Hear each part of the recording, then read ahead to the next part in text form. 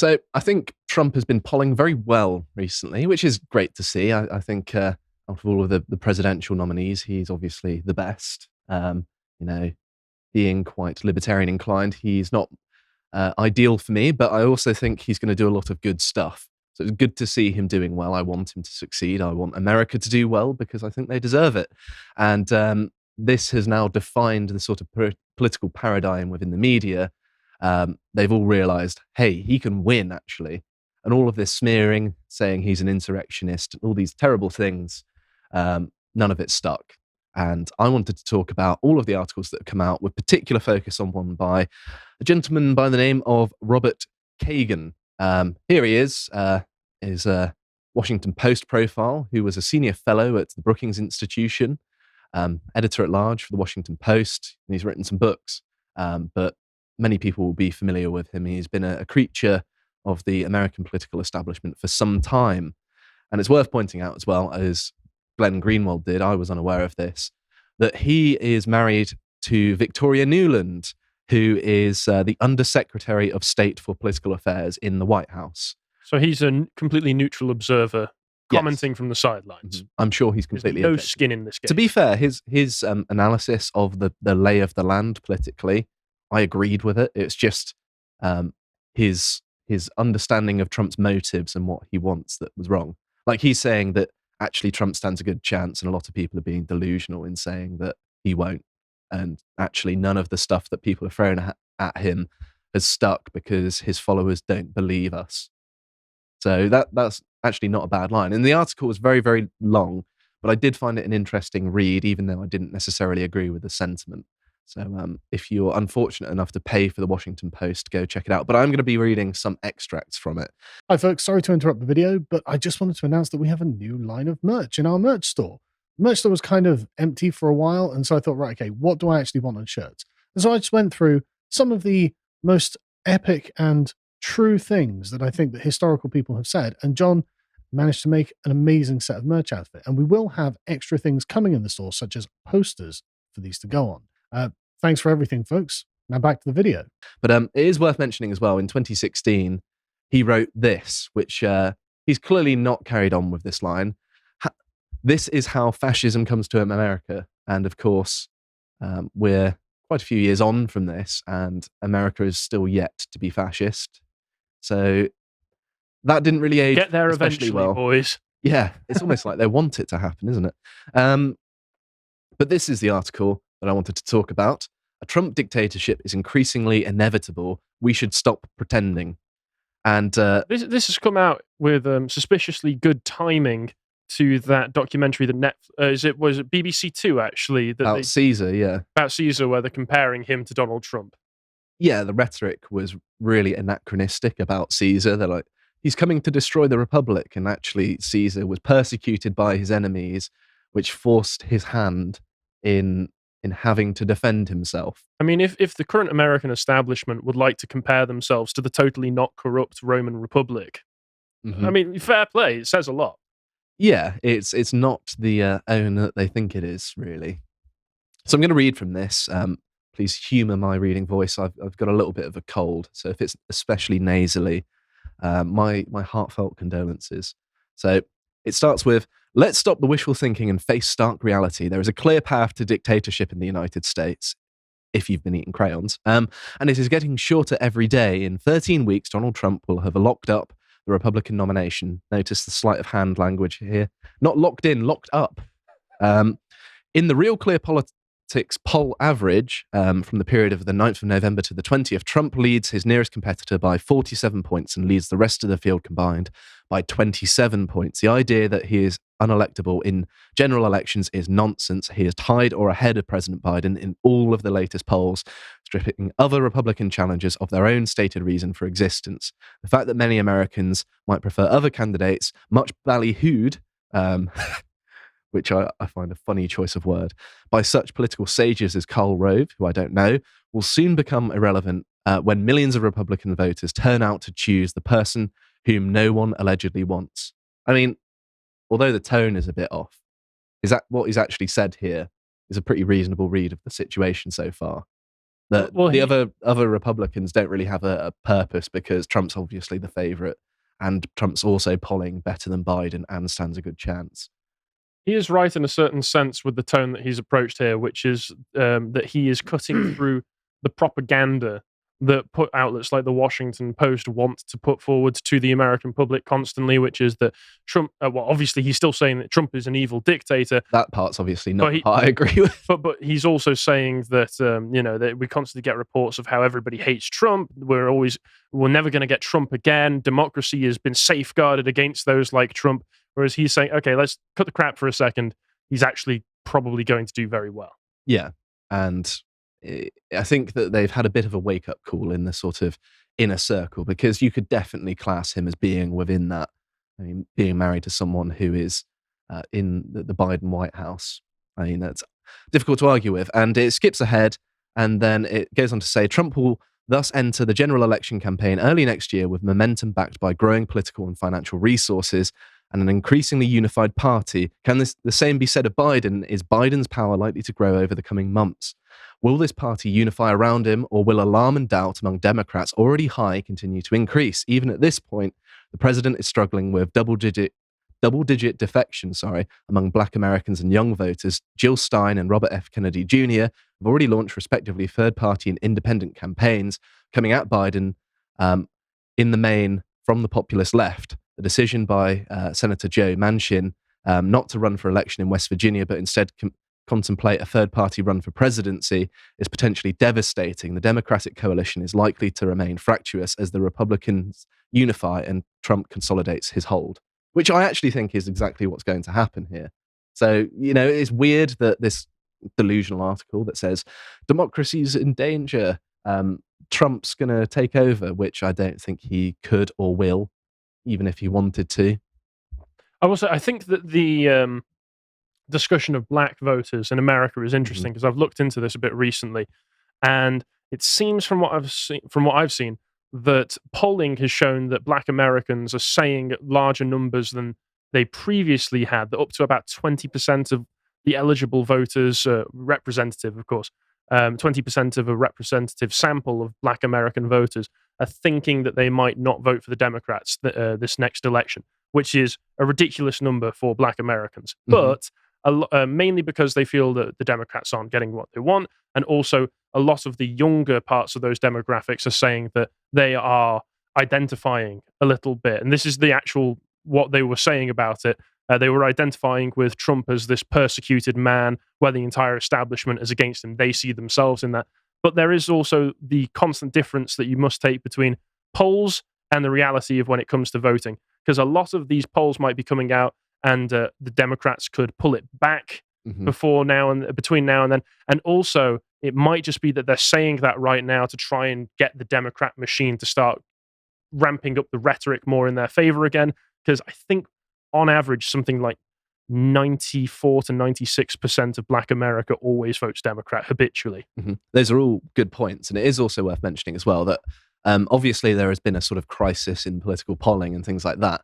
But it's quite often that it's got a leftward drift in the polls, and actually the real voting intentions are more rightward. And the theory is that people are more comfortable expressing a left-wing opinion when interviewed, but are more likely to vote right-wing in the ballot box as a sort of general trend.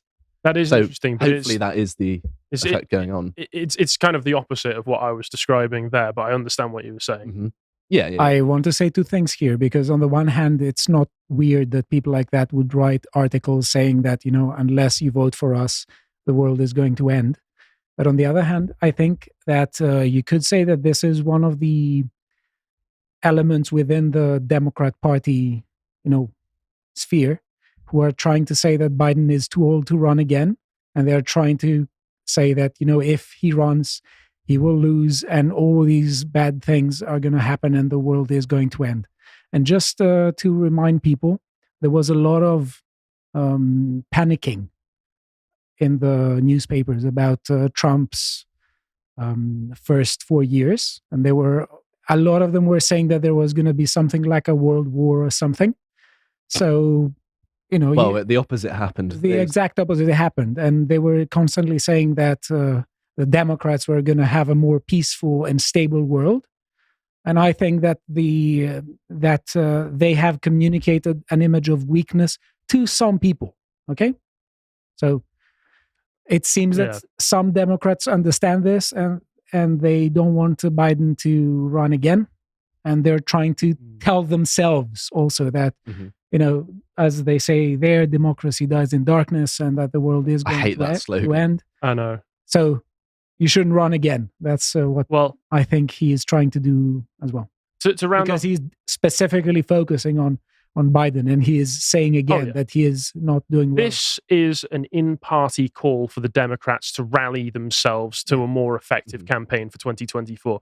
This is not him saying that he hopes that Trump wins. It's him saying we need to do better. That's what this is. That's why he's cutting through a lot of the hysterical propaganda while still making sure that this is a hysterical propaganda piece. But to round off my point, I have just remembered as well that given that democracy is a race to the bottom of who can give out the most free stuff, and the current democratic system, Stelios, especially in places like America, is oftentimes a race to the bottom, who can give out the most free stuff to minority demographics.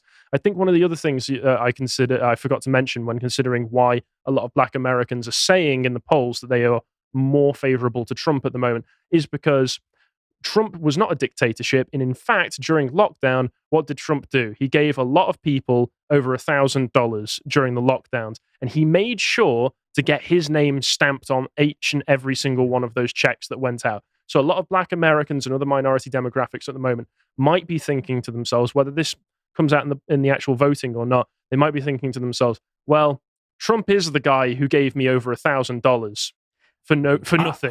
I have to say something here because I want to add this. I think that you're correct partly, and there is a kind of trajectory in democratic societies where in some cases you have a point in a cycle or a trajectory, for instance, where what you're saying happens. But there are cases where people are voting out parties who want to increase spending. It happened, for instance, in Greece, in Argentina now.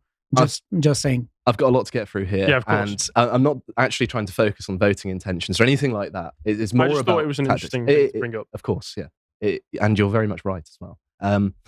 So it carries on to say, well, he assumes that Trump's going to take office, and this is the part, the juicy bit that I wanted to get to. So Trump's taken office, imagine, and this is what he says about it. So what limits those presidential powers? I paraphrase that part. The most obvious answer is the institutions of justice, all of which Trump, by his very election, will have defied and revealed as impotent. A court system which could not control Trump as a private individual is not going to control him better when he is president of the United States and appointing his own attorney general and the other top officials at the Justice Department. Think of the power of a man who gets himself elected president despite indictments, courtroom appearances, and even conviction. Would he even obey a directive of the Supreme Court? Well, he's appointed lots of Supreme Court justices, so why would they go after him? It's funny that, isn't it? That the Supreme Court is actually one of the few institutions that hasn't targeted him because it's not explicitly controlled by the Democrats. Or would he instead ask how many armored divisions the Chief Justice has? Will future Congress stop him? The president can accomplish a lot these days without congressional approval, even as Barack Obama showed. The one check Congress has on a rogue president, namely impeachment and conviction, has already proved all but impossible. Even when Trump was out of office, he wielded modest institutional power over his party. So they're trying to paint the fact that they can't hold Trump accountable, as they would put it. More sort of plain English-speaking way of putting it is they can't interfere with what the president wants to do, and therefore this is a threat to democracy, because, of course, democracy is synonymous with the democratic agenda.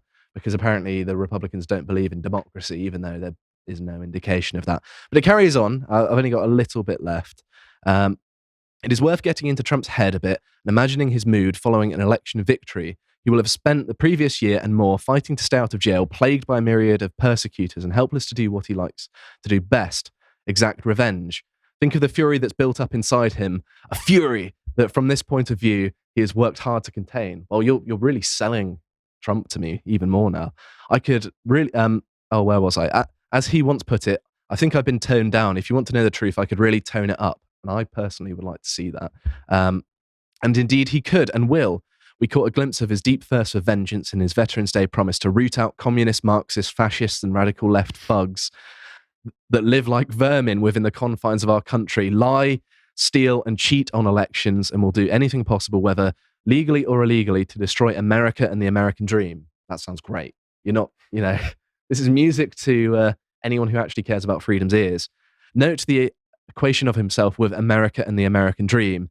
It is he they are trying to destroy. He believes, as the president, he will return the favor. And so he should, in my opinion. And it goes on to say, this is the last part I'm going to read because it's a very long article. What will that look like? Trump has already named some of the sorts he intends to go after once he is elected. Senior officials from his first term, such as retired General John F. Kelly, General Mark Milley, former Attorney General William Barr, others who spoke against him after the 2020 election, officials in the FBI and CIA who investigated him in the Russiagate probe, Justice Department officials who refused his demands to overturn the 2020 election, members of the Jan 6 committee, Democratic opponents, including Representative Adam B. Schiff, and Republicans who voted for or publicly supported his impeachment and conviction. So basically, people who are enemies of him.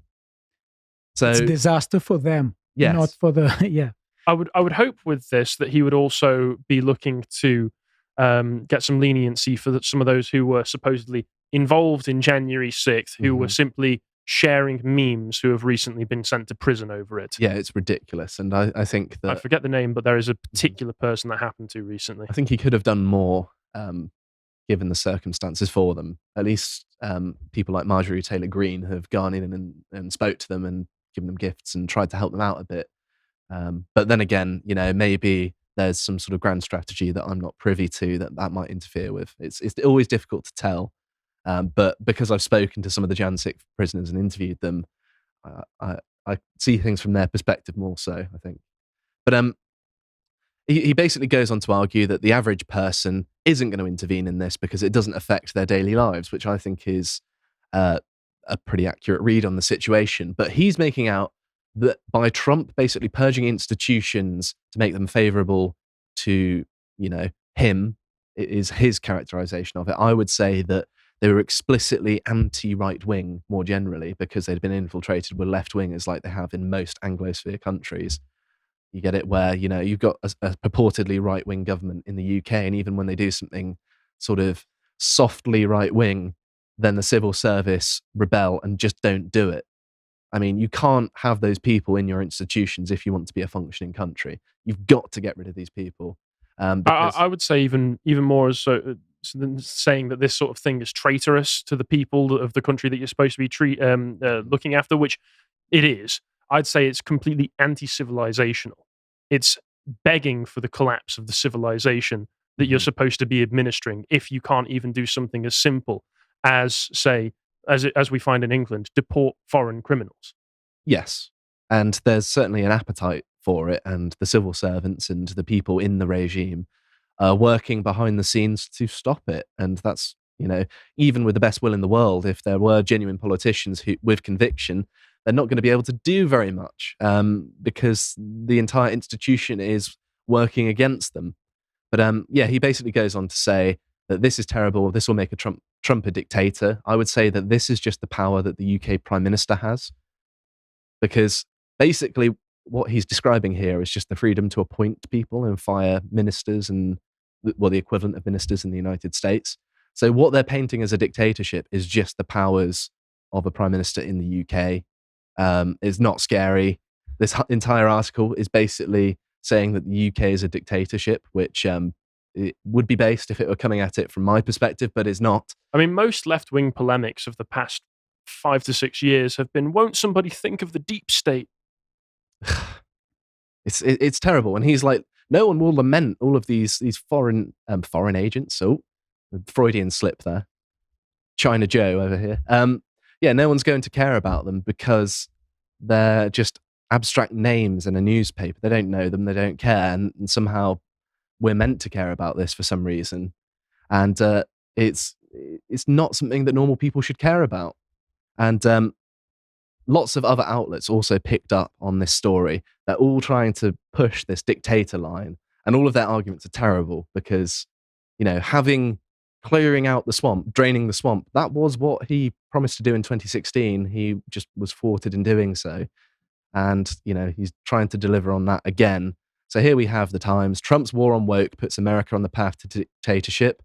The fear of looming Trump dictatorship. This is the Washington Post again. Here is The Hill. Trump allies fire back at media warnings of second-term dictatorship.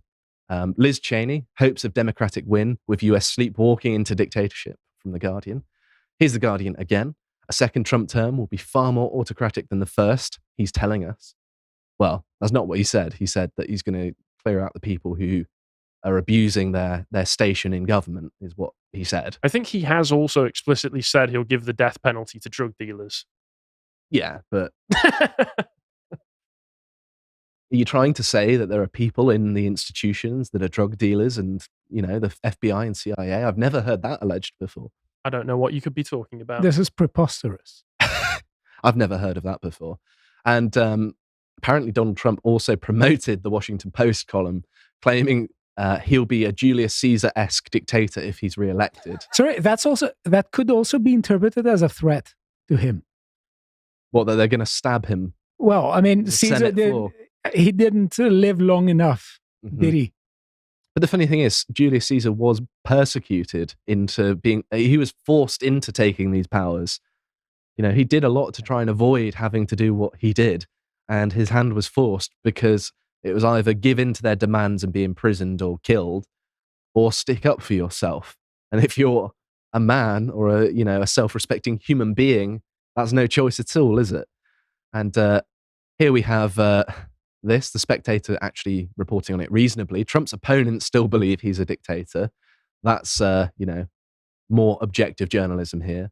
And it's worth mentioning as well that Biden, when he assumed office, signed more executive orders than Donald Trump did in almost 2 months in his first week. That was 17 executive orders. This is an article I did where I break down every single one. It's all the way back in January of 2021. And of course, executive orders are seen as the sort of dictatorial mode of presidency. And so it is funny that they're using this against Trump when he was actually far more lax on this than Biden was. It's funny that, isn't it? It's almost like it's that age-old thing of the left accuses you of what they're doing. I mean, the iron law of leftist accusation. I think there's a class of politicians who want to portray always threats to their interests as threats to the interest of the people. Mm-hmm. And this is one of the ways in which they try to act as if, present themselves as indispensable in a particular society. So I think that's the pattern here. And let's hear Trump's own words, or hear them be read out, should I say. So Trump said, the Democrats' disinformation machine, I turned into Mike Tyson there, is hard at work trying to sell the American public that President Donald J. Trump, referring to himself in third person, is a threat to democracy. No, the only threat to democracy is incompetence and ineptitude of crooked Joe Biden. We are now a failing nation. So you would think that he would be all fire and brimstone if he actually wanted to do it, because as the Wall Street Times article pointed out, his supporters are going to support him no matter what, because they don't care what the Democrats have to say. So even if he just said, yeah, I'm going to take over and persecute these people, I mean, I feel like he can be fully mask off now. He doesn't have to say anything. I don't know what your read of the situation is at the minute, but I think that he's going to be a lot more heavy-handed, but it's necessary. And, I'm not normally one for heavy-handed government intervention, but when it's clearing out institutions, it has to be done because they are so saturated with leftists, I suppose. That's not necessarily being heavy-handed. If you say that there are particular institutions and departments that are not needed, and you tell people that, well, you shouldn't have this job anymore, I don't consider that to be heavy-handed. Well, I suppose it's more like the Afuera strategy. Well, I'm all for that, obviously, but it's more by the standards that have previously been set, right? Yeah. I don't think it's heavy-handed. I would, if it were up to me, over half of the UK government departments would be abolished, and that's a start. So I'm not averse to that. Well, as everybody knows, the last strand of hope died in me a long time ago. So, Harry, we want you back. Okay, we want you back. So Maybe another cookie will sort you out. oh no, another cookie would be far too many. I think that it would be fantastic if he was able to clear out all of the people who jam up the bureaucracy of the US government so that he's able to actually do things that are beneficial for the US people. But I do think that if he is genuinely trying to clear people out and disband particular departments, take people out of positions of power who misuse that power, then first things first, what he should probably try and do is, even with all the Secret Service around him, invest in some very, very good private security for himself. That's very true. And it's also worth mentioning, and I skipped over it because I didn't want to do too much reading in that segment, is that the guy writing it says we should do everything in our power, legal or illegal. Did he really say that? Explicitly, yeah. Okay, all right. To save our Bringing democracy, it more back or less. to 1964. So I get the impression that if things are fair and Trump gets in, Sorry, I'm going to be watching. 1963.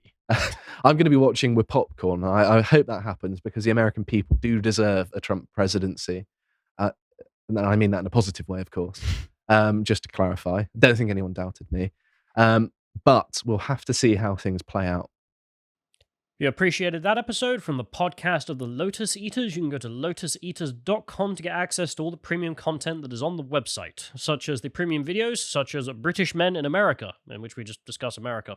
If you'd like to find out what else is being put out, you can follow on Twitter at lotuseaters_com on Twitter. Thank you and goodbye.